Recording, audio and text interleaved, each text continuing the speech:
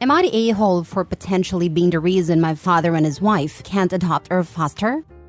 So my father and his wife are unable to have children together. He has me, 16 male, from his marriage to my mom, which ended because he cheated on her with his now wife. The affair was found out when I was 7, and my mom left him straight after. I split time with both of them, unfortunately, which meant I was around my father and his wife a lot. And she tried to be a second mom to me, which I think was horrible after she knowingly slept with a married man. She was dating his best friend at a time too. My mom died when I was 12. Then I had to live with my father and his wife and had no escape from them. They tried to make me forgive them or let go of what happened, and they did a bunch of therapy with me. But I always told him I would stop speaking to him as soon as I turned 18. They found out 3 years ago that they could not have kids together, and almost 2 years ago started a process to adopt a baby from foster care. During the process, I was interviewed. This was in February of this year. I was asked questions about my relationship with my parents, which I corrected and told them she was not my parent and he was only because of blood. They asked how I would feel about a sibling, and I told them I would have nothing to do with one and was planning to move and never speak to my father again once I turned 18. The social worker looked kinda alarmed by that. She asked me about my father's family, and I said they disowned him after he cheated, and so did all of his friends. Soon after the interviews were done, they were rejected and told they could not provide a suitable environment for a child. My father's wife fell apart. I heard her say mom must have been cursing her from beyond the grave. She's really religious and does believe people can send good or bad luck from beyond the grave. She's still not over the news, and a few weeks ago my father was telling me I should take pity on her and at least be friendly to her. I asked why to do that, and he said her dream of motherhood is over. I told him I didn't care. He asked me if I had something to do with that. I shrugged. He then went off on me saying it was cruel to punish them this long. I said they could have provided a child with so much love, and it was wrong to say things that got in the way of that. She sobbed for a week when I told her. Am I the a-hole? Now for the top comments. Not the a-hole. You were asked questions and you answered them honestly. As long as there were no lies, then you did nothing wrong. It amazes me the amount of people that break a home, move in or marry an affair partner and then are all shocked Pikachu face that their kids aren't happy about it and resent the parent for it. Also, sorry about your mother. No lies. I told the truth. It only would have been a lie if I had pretended I would be a brother to a kid they adopted and pretending we had a good or even okay relationship. Also, your interview, unless you told them they were abusive and didn't feed you, had little bearing on them being rejected. I basically said the same about my parents. I was 25 at a time, and they were still able to adopt. The lady pretty much told me, we'll look at a current home environment, and as long as you were fed, clothed, and had a room with a bed, we'll move forward with adoption. And added, one upset child doesn't change our minds. As long as the house is clean, finances stable, there are no prior convictions for violence or neglect, animal handling, hoarding, etc., most adoptions go through. In the US at least, unsure of other countries. There were probably some red flags and other aspects that you aren't aware of. I mean, they really didn't have many people to give positive feedback on them. I know they had to compile that list, and my father had nobody. His whole family have disowned him, and his friends were all gone once they realized what he would do. I think his wife has a sister, and that's about it. I know that might not have a huge bearing, but when you don't have any support, and one person who lives with them is waiting to get away, I imagine it could have some weight. But I really don't know. I remember her expression when we were talking, and how alarmed she looked at me. Maybe they lied. That could be possible. It is honestly almost certainly something else. One upset kid is not going to sway the adoption, especially a teen. Unless you told them that they were abusive. They need adoptive parents, so they will heavily overlook an angsty teenager in the house. Adoption agencies look at a lot of things, and it has to be a heck of a red flag to stop one and deny a suitable couple. Okay, that's interesting. I thought all that might have been factored in, not just me but the lack of support. Thanks for the insight. Next story. Am I the a-hole for telling my family that they never cared about my birthday before? Why should it matter now? My 18 female's parents divorced when I was about 6. It was 50-50 custody split, with my mom wasting no time to get remarried to my stepdad. My stepdad had children already. Alex 15 male, Violet 16 female, and Mabel 17 female. I was relentlessly bullied by them for various things I couldn't control. Having a speech impediment, having less expensive clothes, only being able to see my dad on weekends, etc. My mom and stepdad didn't do anything to stop it, and essentially told me kids will be kids, then kept it pushing. My mom would lightly scold Violet and Mabel if they hurt me while playing, but wouldn't do anything more. I had to watch as they got far more expensive gifts for birthdays and Christmas, and actually what they wanted from their wish list, whilst I got the bare minimum of necessities and would only get something I actually wanted from my dad.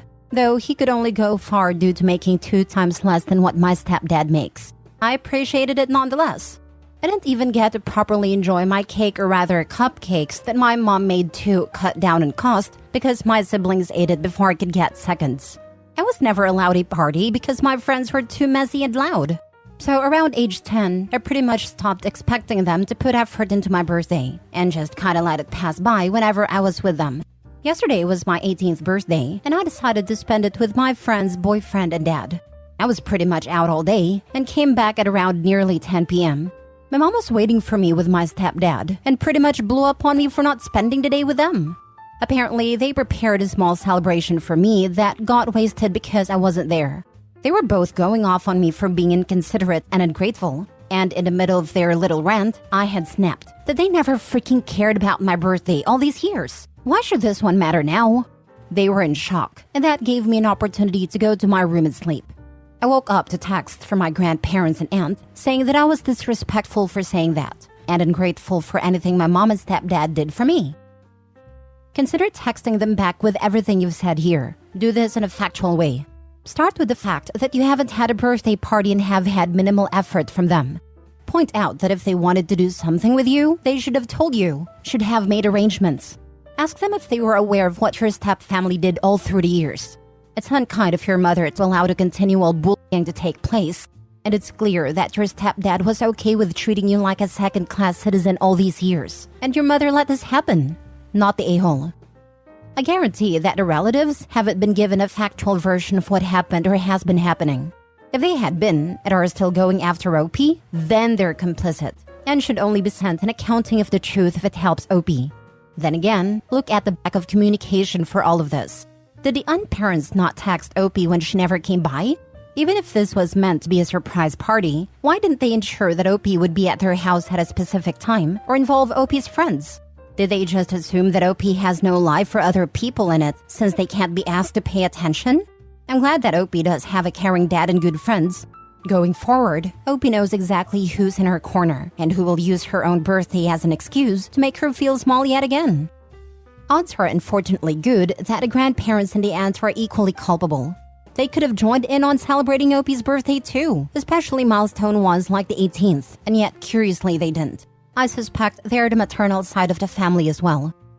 Not the a-hole. If your stepdad and mother did not take an effort to do anything celebratory the previous few years prior to your 18th, you do not genuinely have any reason to be there for your 18th. Your expectations were low due to the standards set by them. You were not to blame. You took the effort to spend time with people who cared for you. Your stepdad and mother have only themselves to blame. Maybe your words had an effect on your mother of how impactful these things were to you, but too little too late. Were your relatives aware of the bias? If they were, it's a shame that they are blaming you now. Hope your mother realizes how bad she messed up. Call me the pessimist from a really messed up family, but I'd bet that mom and stepdad didn't even have a little party put together at all. They're just saying they had to try to guilt OP and play the victim. Next story. Am I the a-hole for not allowing my neighbor's kids to play in my backyard after an incident? I, 35 male, have a spacious, well-maintained backyard that my family and I enjoy. Our neighbors, Mark, 37 male, and Jane, 34 female, have 3 children, and they used to be friendly with my family. However, our relationship took a hit due to an incident. One day, their kids were playing in our yard without permission. They accidentally broke a cherished garden gnome, and my flower bed was trampled. I politely discussed the issue with Mark and Jane, explaining that while we don't mind their kids playing in our yard occasionally, they should ask for permission and be careful. Instead of apologizing, Mark and Jane became defensive, saying kids will be kids and they shouldn't have to ask for permission every time. They even insinuated that I was being overly uptight about my garden gnome.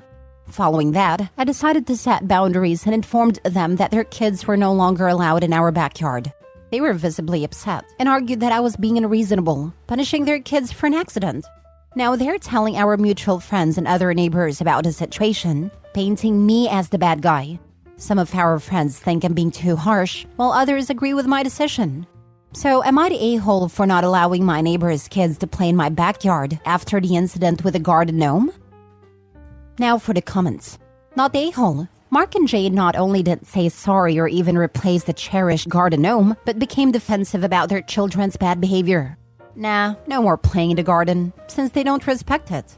OP, you may want to put up a no trespassing with cameras to cover yourself, just in case.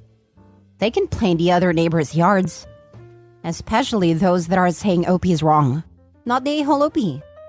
Punishing their kids for an accident. This is your glimpse into the kinds of mindsets you're dealing with here. You were prepared to overlook the incident when the damage happened. All you wanted was to be asked permission and for the kids to be careful. Instead, you got a dose of entitlement from the parents about kids will be kids. They don't need permissions. And to insinuate that OP is the one who is the problem for being too uptight. I would have told the parents that I'm actually punishing the kids for their parents' attitudes. Parents like them suck, who won't take responsibility. Consider building a fence, as attitudes like this are entrenched, and you'll just have more incidents to deal with. Sorry for your crappy neighbors, not the a-hole. Depending on the size of the fence, could be north of $20,000. My dog poop fence was $13,000. Put up a sign and cameras for $100. Keep the recordings. You could also install a remote-controlled horn device. Old neighbor did that to my dogs. If they ever barked, he would lay on a horn for 30 seconds. Unfortunately, he was a prick and put it on a property line facing my house. He was an a-hole, but it made me scared to go outside. Not the a-hole. They think it's no big deal until one of the kids hurts themselves, and then OP is liable, and they'll demand compensation. OP, put up signs and cameras. Your property is your property. They don't have rights to it. Also, how hard is it to text you, can the kids use the backyard? Also, please get pictures of the damage, and let anyone who asks why their little terrors aren't allowed back there without supervision. All of this, always think of liability. If the children aren't related to me, I never let them come on the property. Last story. Am I the a-hole for replacing any property of mine that my wife lends out or gives away from our travel savings? I love my wife very much, and we are from two different cultures. In hers, if a person needs something that you have, you give it to them. In mine, if you need something, you get a job, get paid, and buy what you need. Well, I earn most of our income. My wife runs a day home, takes care of our kids and the house. We take our money and pay our bills, put some away for emergencies, our retirement, kids' education, etc. We also keep an account for traveling to visit her family or paying for her mom and dad to visit us. My wife has given away a bunch of my stuff because her family needed it. She gave my trekking backpack to one of her cousins because he needed a backpack. She could have bought him a $30 Costco backpack instead of giving away my $400 backpack, which she promptly got stolen. The last straw was my laptop. I was away for the weekend at a friend's wedding that she did not want to attend. Her auntie was visiting and said that my wife's brother needed a computer for schoolwork. Since all I ever did was play games on it, she gave it to her brother for university. I tried to get it back, but she said it would be rude.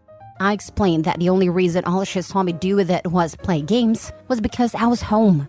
When I leave in the morning and take it with me, it is to go earn money doing a job I'm paid for. She said I didn't have to talk to her like she's dumb, but she refused to ask for it back.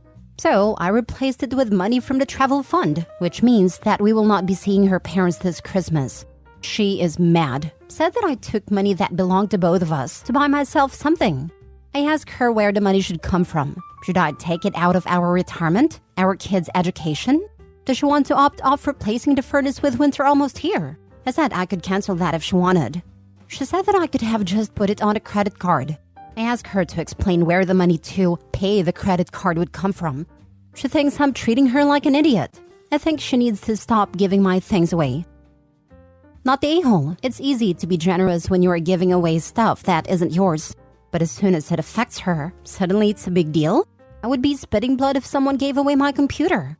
Aside from the value and inconvenience, what about the lost data, files, photos? The stored financial data, stored passwords, I'd have driven around there and demanded it back. I keep everything backed up to my home computer, and I remotely wiped my laptop. I just would have preferred for her not to give my stuff away. I was mad when she gave away my backpack. Start giving away some of her stuff then. She won't get it until something she loves or uses is given away, since it's rude to ask for it back. Selling some of her stuff might be the way if she really wants the budget to go on a holiday trip, but we all know she won't accept that as a solution. I'm going to sell your ex on Marketplace, just uploading the ad. What do you think I should take for it? Maybe that threat can get her to start thinking about how he feels. And if it doesn't, let the sales begin.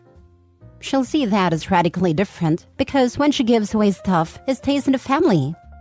Yeah, another issue with it stays in her family. Not the a-hole. Your wife is being ridiculous. Hopefully not being able to see her parents will be the wake-up call she needs. By the way, you need a firm, hard boundary. She is to never give away anything of yours without your explicit permission. Let her use you as the heavy if necessary, but she cannot give your stuff away without your permission. What if your laptop contained important work information that had no other backup? Does she want you to be fired? Or worse, their personal financial documents? Or worst, a save game.